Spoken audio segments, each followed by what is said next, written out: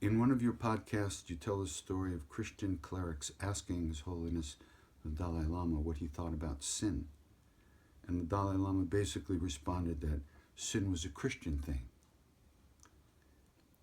And the question says, I concluded that sin does not, and concluded that sin does not exist.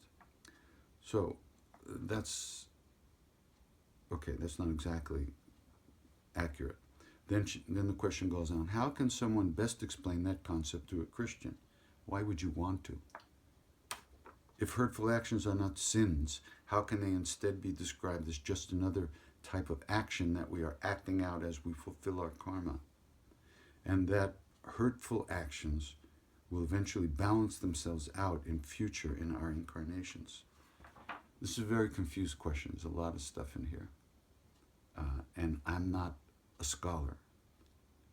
But my limited understanding goes like this.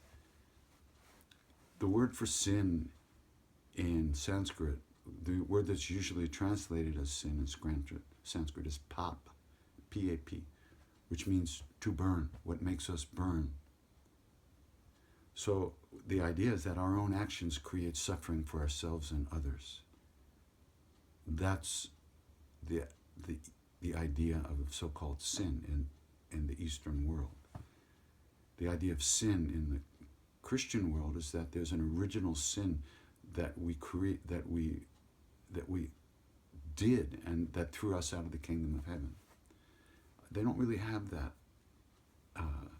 They don't believe in original sin at all in the East, as far as I know. But like I say, I'm not a scholar. And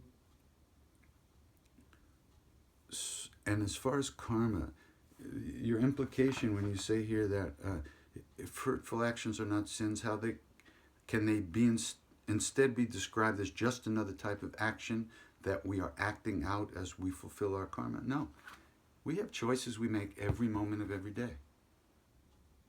Now, those choices are influenced by who we think we are, who we grew up as, what culture we lived in, what happened to us in our lives.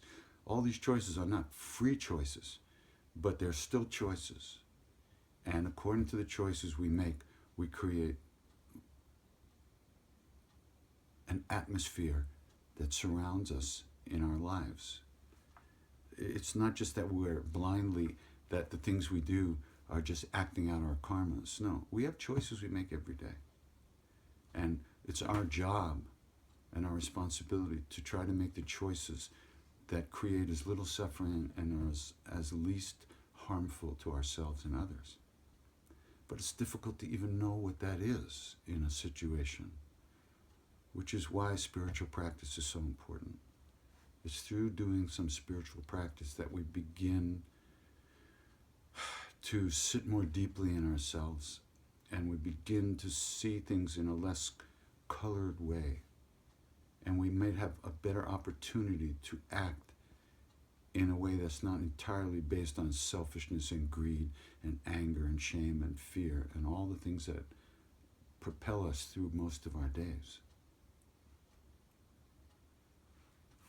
That's about it for that. I hope that was helpful.